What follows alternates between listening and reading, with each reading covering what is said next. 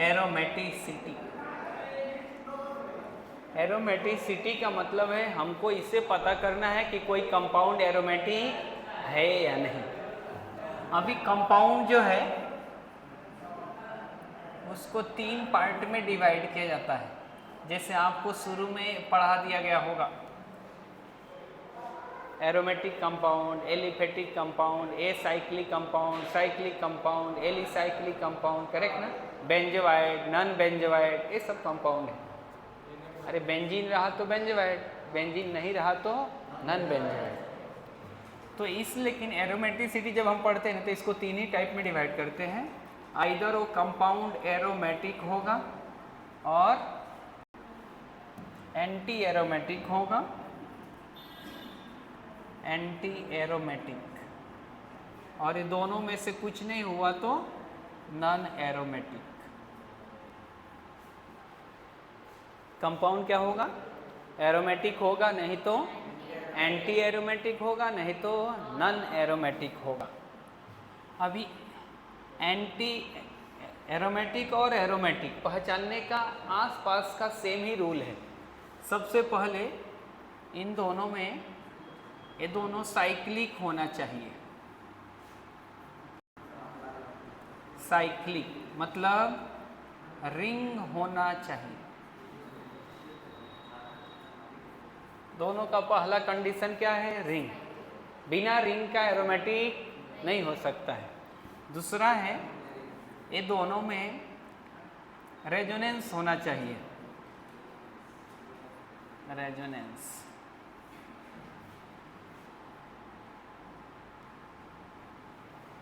Resonance यानी conjugation में होना चाहिए। पूरे रिंग के अंदर कंजुगेशन है। रेजोनेंस का मतलब कंजुगेशन, कंजुगेशन का मतलब डीलोकलाइजेशन। ये सबका आसान मूवमेंट, आसान वर्ड में movement of electron. Movement of electron, जब इलेक्ट्रॉन घूमता है तो उसको हम लोग बोलते हैं डीलोकलाइज। मतलब जो आदमी नहीं घूमता है उसको क्या बोलते हैं? लोकलाइज, मतलब एक जगह पे फिक्स है। घूम रहा तो डीलोकलाइज। लेकिन ये डीलोकलाइज कब होगा? जब उसके अंदर कंजुगेशन होगा।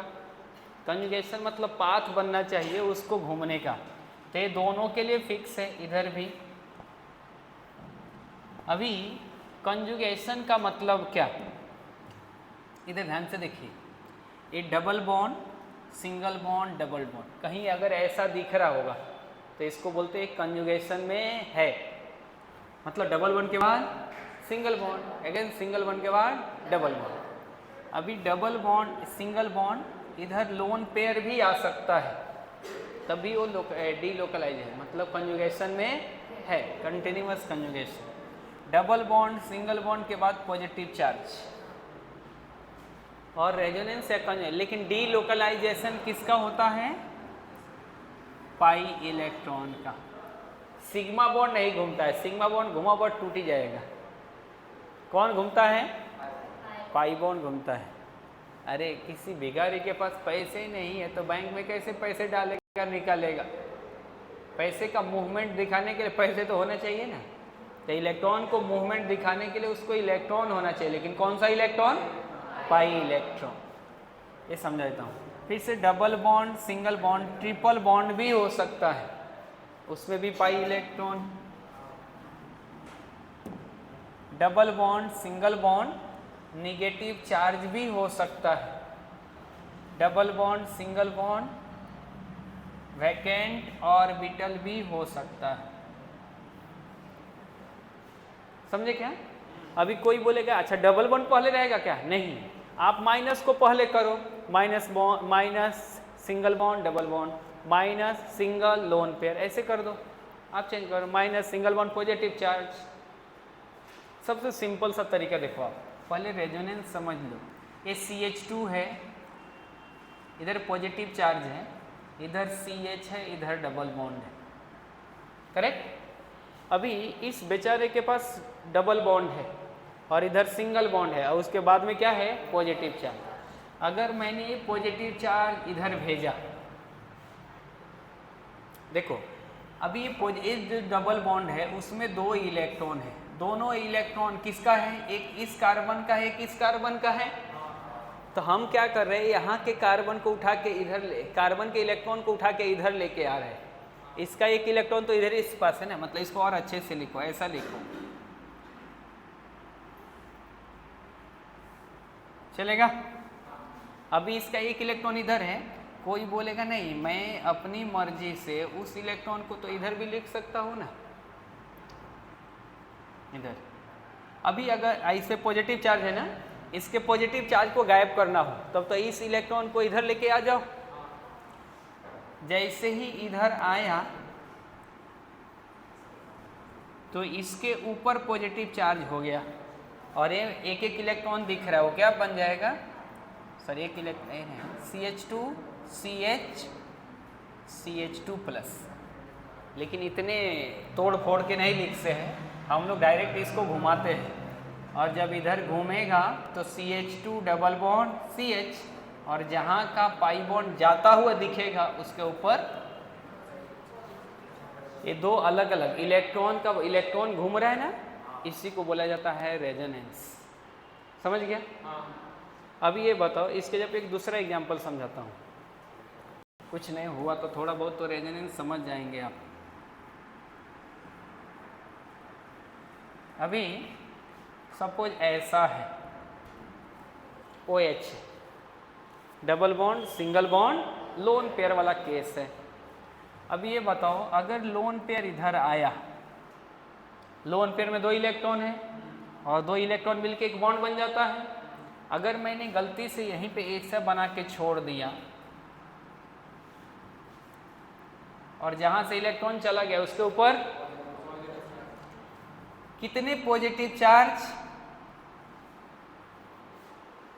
एक। क्यों एक? क्योंकि इस लोन पेयर में 2 इलेक्ट्रॉन, एक इलेक्ट्रॉन तो इस ऑक्सीजन के पास है ही, वहां से गायब तो एक ही हुआ है ना। अरे लोन पेयर में 2 इलेक्ट्रॉन होता है ना, तो उसने तो एक बॉन्ड में जो अभी बॉन्ड बना है तो इधर वाला इलेक्ट्रॉन तो ऑक्सीजन के पास में ही है, एक ही इलेक्ट्रॉन गायब हुआ है वहां से, तो एक पॉजिटिव चार्ज। लेकिन क्या ऐसा पॉसिबल है क्या? इस केस में कार्बन ने कितने बॉन्ड बना के बैठ गया? 4 5, तो रॉन्ग हो गया। तो जैसे ही ये इधर मूव करेगा वो बोलेगा ठीक है मैं भी इधर आ जाता हूँ।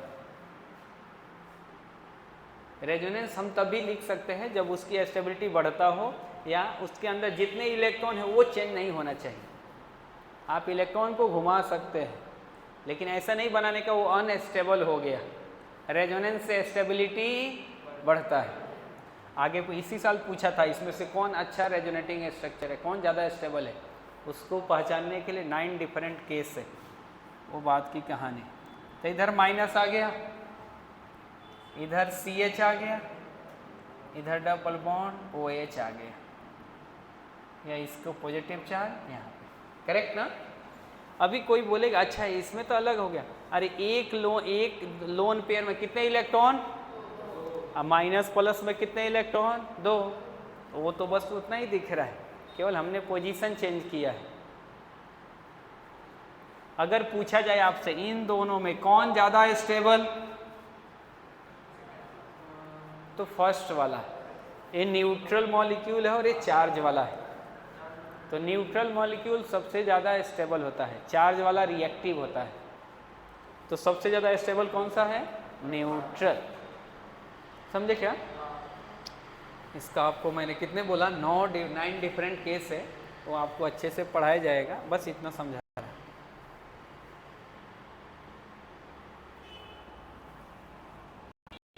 बेंजीन का रेजोनेंस बताता हूँ।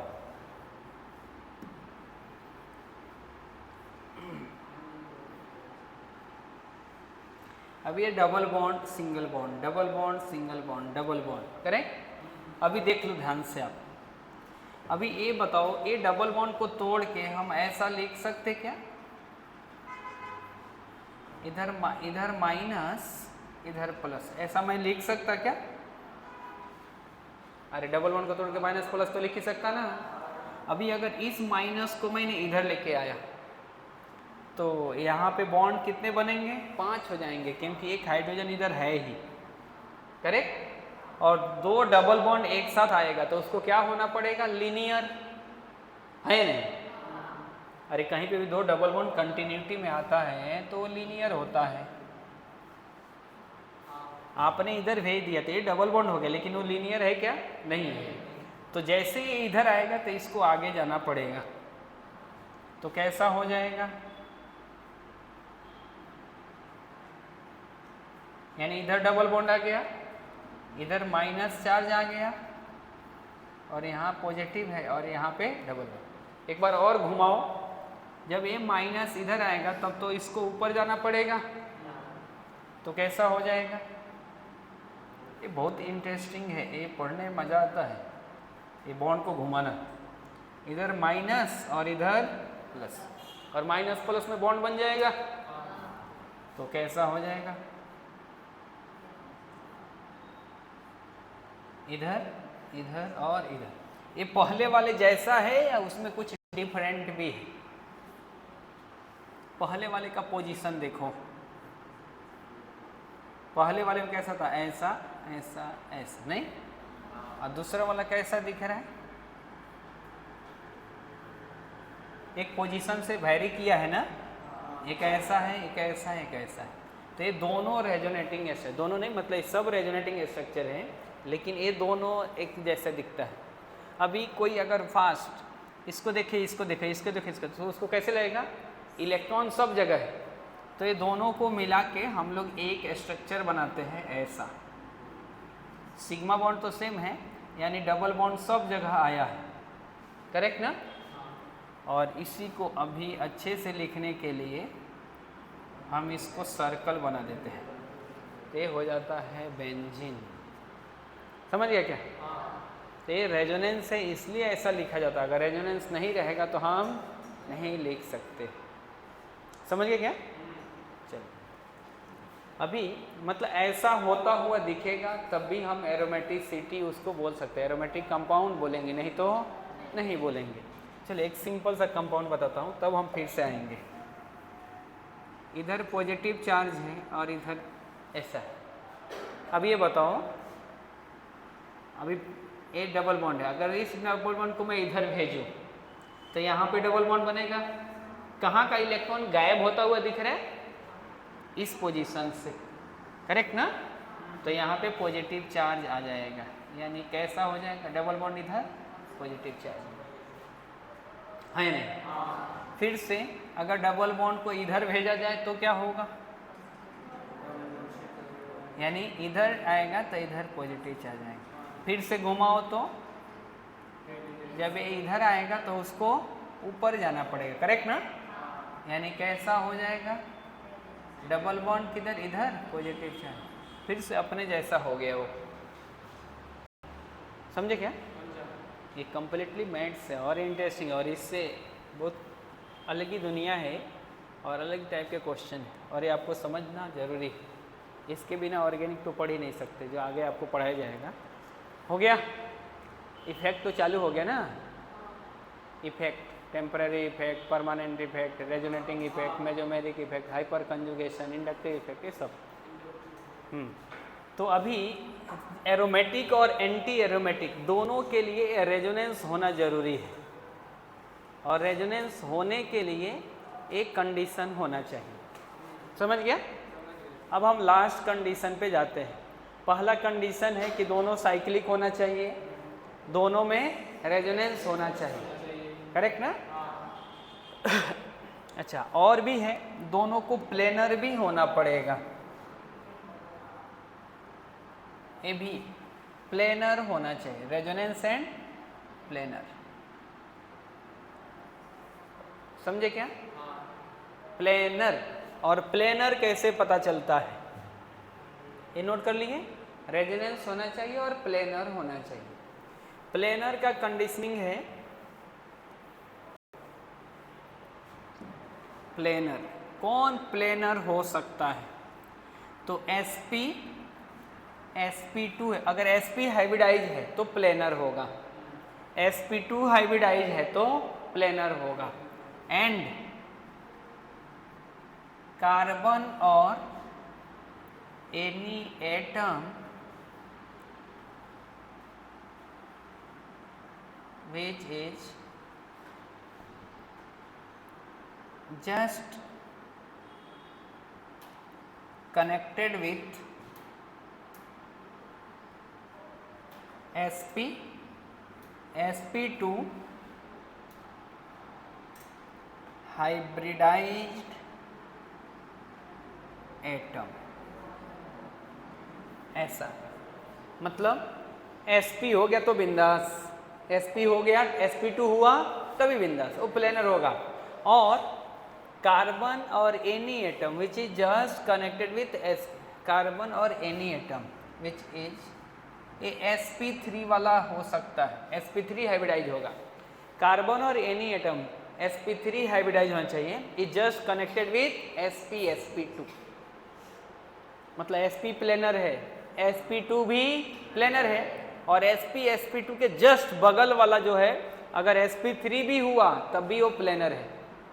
समझे क्या? उसी प्लेन में आता है। कैसे? अगर CH2 है, डबल बॉन्ड CH है और इधर CH3 है, इसका हाइब्रिडाइजेशन sp2, इसका sp2, ये तो क्या होगा? प्लेनर। लेकिन ये जस्ट बगल वाला है तो ये sp3 होते हुए भी इसके साथ में प्लेन में आएगा, मतलब ये मॉलिक्यूल प्लेनर है, एक ही प्लेन में आने वाला। समझा क्या? sp2 और sp2 के जस्ट बगल वाला sp3 वो प्लेनर में आएगा। तो अगर ऐसा केस कहीं पे फुलफिल हो रहा है तो एरोमेटिक, मतलब वो प्लेन एरोमेटिक हो सकता है, बाकी और दो कंडीशन फुलफिल करेगा तो ठीक है। लास्ट का कंडीशन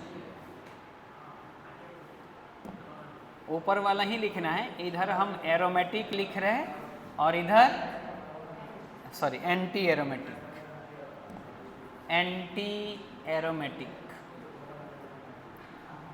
अभी एरोमेटिक के लिए प्रूफ करने के लिए एक साइंटिस्ट है जिसका नाम है हक्कल, तो इसको कहा जाता है हक्कल्स रूल।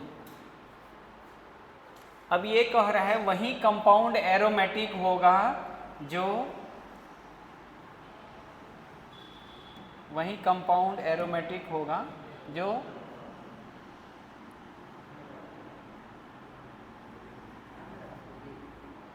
कौन सा 2n पाई। तो हक्कल्स रूल है 4n + 2 पाई इलेक्ट्रॉन, और वो क्या है? एंटी एरोमेटिक के लिए है 4n पाई इलेक्ट्रॉन। अगर किसी कंपाउंड में 4n + 2 पाई इलेक्ट्रॉन है तो हम लोग बोलेंगे वो एरोमेटिक है, और 4n पाई इलेक्ट्रॉन है तो एरोमेटिक। लेकिन ऊपर की सारी कहानी उसको फुलफिल होके आना पड़ेगा, यानी उसको क्या होना पड़ेगा? रिंग होना पड़ेगा, उसके बाद प्लेनर होना पड़ेगा, उसके बाद कंजुगेशन होना पड़ेगा, उसके बाद 4n + 2 पाई इलेक्ट्रॉन को फॉलो करना पड़ेगा। अगर ऐसा हुआ तब भी एरोमेटिक होगा, नहीं तो नहीं होगा। चलो अभी सबसे छोटा कंपाउंड पूरी केमिस्ट्री के अंदर जो एरोमेटिक है, जहाँ यहाँ पे n क्या है? होल नंबर, होल नंबर, और यहाँ पे n जो है वो ग्रेटर देन 1 है, या n = 1, greater than equal to 1, n 0 के लिए वैलिड नहीं है। अभी ये बताओ इस कंपाउंड के अंदर कितने पाई इलेक्ट्रॉन दिख रहा है? एक पाई बॉन्ड में 2 पाई इलेक्ट्रॉन, तो इसके अंदर कितने हैं? 2 पाई इलेक्ट्रॉन। n के किसी वैल्यू के लिए प्रूफ होगा क्या? नहीं होगा। n = 0 रखो, ये प्रूफ होना चाहिए। n के किसी भी वैल्यू के लिए इसमें जितने इलेक्ट्रॉन है इस रूल पे आ जाना चाहिए। नहीं समझ रहे? अगर n इधर 0 रखा तो कितने पाई इलेक्ट्रॉन? n 0 रखा तो कितने पाई इलेक्ट्रॉन? और इसमें दिख रहा है ना 2 पाई इलेक्ट्रॉन।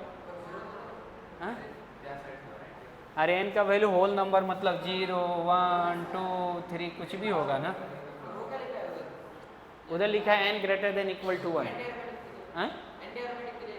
हाँ, एंटी एरोमेटिक में इसको फॉलो करना पड़ता है और एरोमेटिक में हक्कल रूल को फॉलो करना पड़ता है, 4n+2 पाई इलेक्ट्रॉन रूल।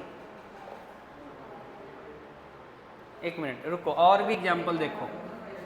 अगर किसी ने पूछा ए एरोमेटिक है लेकिन एन के किस वैल्यू के लिए? 0 के लिए, क्योंकि 0 पुट करेंगे तो एरोमेटिक का कंडीशन फुलफिल कर रहा है। चलिए बताओ।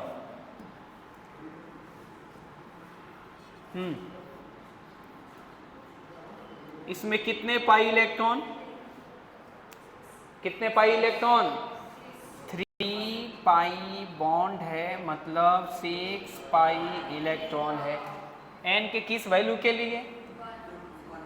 एन के 1 वैल्यू के लिए वो प्रूफ हो जाएगा, यानी 6 पाई इलेक्ट्रॉन देगा, मतलब वो एरोमेटिक है। समझ रहे क्या? चलो अभी चल थोड़ा एंटी एरोमेटिक को भी साथ लेकर चलते हैं। इसमें बताओ कितने, अच्छा अच्छा ये बताओ, एक कंजुगेशन में तो है ना, है, ए भी है, एक कंजुगेशन में है, double bond single bond, double bond single bond, planar है, सब sp2 हाइब्रिडाइज वाला है। तो इसके अंदर कितने पाई इलेक्ट्रॉन दिख रहा है?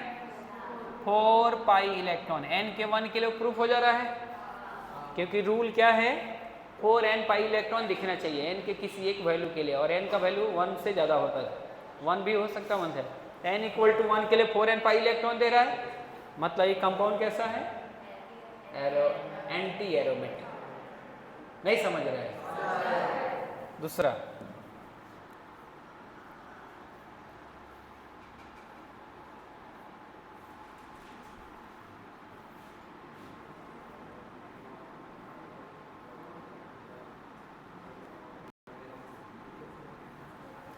चलो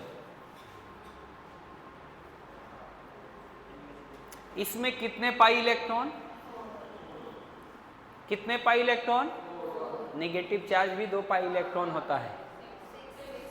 कितने पाई इलेक्ट्रॉन? 6 पाई। जो भी कंजुगेशन में लिखा था उसको सबको काउंट करना है, केवल 2 काउंट नहीं होता है। कौन सा? एक पॉजिटिव चार्ज, दूसरा वैकेंट ऑर्बिटल। अब इसमें 6 पाई इलेक्ट्रॉन है, अपना रूल क्या है? 4n+2 pi electron. n के 1 के लिए वैलिड है, मतलब एरोमेटिक है। ए कितने पाई इलेक्ट्रॉन लेके बैठा है? 4 पाई इलेक्ट्रॉन। अच्छा कंजुगेशन में है क्या? कंजुगेशन में है, 4 पाई है, रूल भी है ना 4n पाई इलेक्ट्रॉन। तो n के 1 के लिए फुलफिल हो रहा है, मतलब एंटी एरोमेटिक है।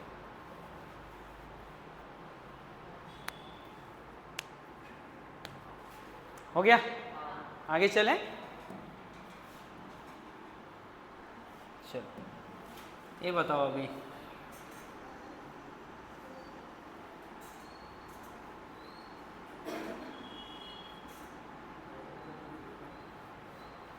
मैं लिखता हूँ और आपको बताना है एरोमेटिक, एंटी एरोमेटिक, नन है। अच्छा अभी एरोमेटिक एंटी एरोमेटिक समझ गया। नॉन एरोमेटिक कौन होता है? जो दोनों में से कुछ भी नहीं हो, ना एरोमेटिक हो ना ही एंटी एरोमेटिक है, तो क्या होगा? Non aromatic. तो ये बताओ क्या है? सबसे पहले कंजुगेशन चेक करने का। कंजुगेशन है क्या? नहीं है। इसका कंजुगेशन है क्या? नहीं है। Double bond single bond, double bond single bond, double bond single bond, positive, यहाँ तक तो है। उसके बाद 2 सिंगल आ गया, मतलब ए नॉट इन साइक्लिक कंजुगेशन। तो मैंने इसको 2 टर्म दे दिया था, एक तो साइक्लिक होना चाहिए, दूसरा कंजुगेशन होना चाहिए, दोनों को मिला के साइक्लिक कंजुगेशन। तो ये कंपाउंड कैसा हो गया? Non aromatic. अच्छा अगर स्टेबिलिटी पूछ दे, स्टेबिलिटी, तो कौन से ज्यादा? एरोमेटिक। उसके बाद नॉन एरोमेटिक, उसके बाद एंटी एरोमेटिक। अरे नॉन एरोमेटिक मतलब वो न्यूट्रल है, एरोमेटिक मतलब अपने साथ वाला है, और एंटी एरोमेटिक मतलब अपोजिट पार्टी वाला है। तो एंटी एरोमेटिसिटी से उसकी स्टेबिलिटी कम हो जाएगी क्योंकि अपोजिट में बैठा है। हो गया? और भी एग्जाम्पल बताओ क्या?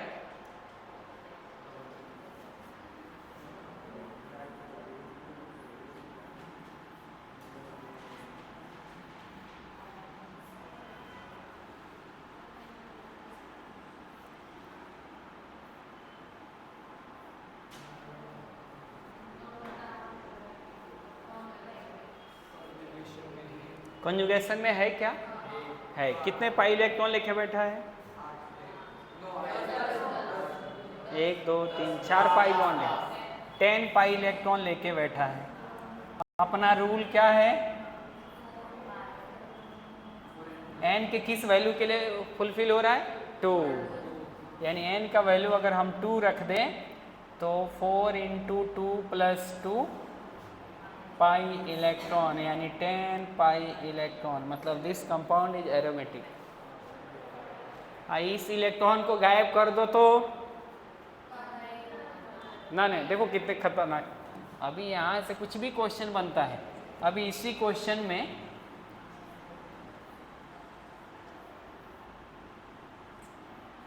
अगर ऐसा हो,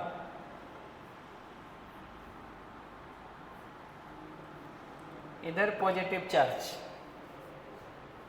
कंजुगेशन में है प्लस के साथ कंजुगेशन में घूम रहे हैं ना, वो डबल बॉन्ड इधर जाएगा इधर जाएगा, चलता रहेगा, वो घूमेगा वो। लेकिन कितने पाई इलेक्ट्रॉन? 8 pi electron. और 8 पाई इलेक्ट्रॉन के साथ क्या होता है? 4n पाई इलेक्ट्रॉन रूल है। तो n के 2 के लिए n = 2 के लिए फुलफिल हो जाएगा। यानी एक कंपाउंड कैसा हो गया? Anti aromatic. अच्छा, इसी कंपाउंड से कोई भी चार्ज नहीं रहने दो, सबको गायब कर दो।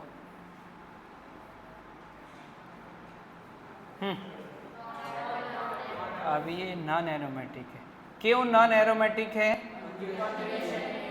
हाँ, नॉट इन कंजुगेशन।